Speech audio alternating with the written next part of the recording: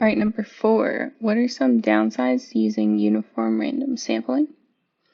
Well, as we talked about in lecture, we may need a very large number of samples to get a good estimate of something, because uniform random sampling can kind of give us very noisy estimates with lower numbers of samples.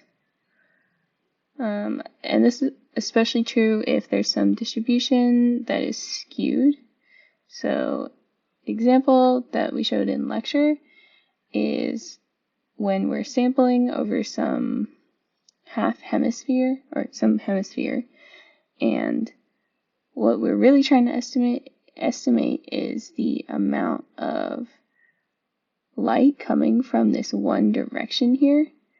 But if we're just using some uniform random sampling over all possible directions on this hemisphere,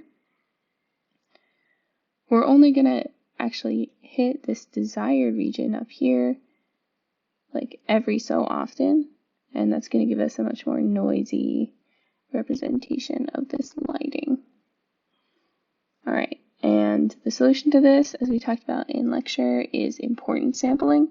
So this is introducing some smarter distribution to produce our samples, such that our samples are going to give us a higher amount of information for this value that we're trying to estimate.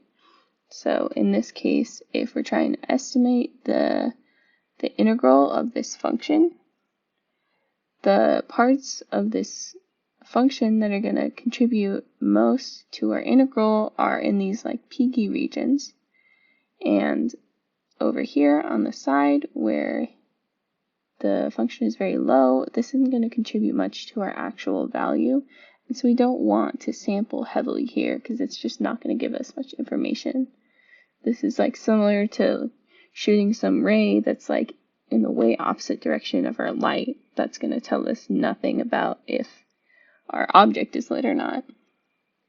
And so importance sampling is kind of trying to correct for this. And this can give us much better results.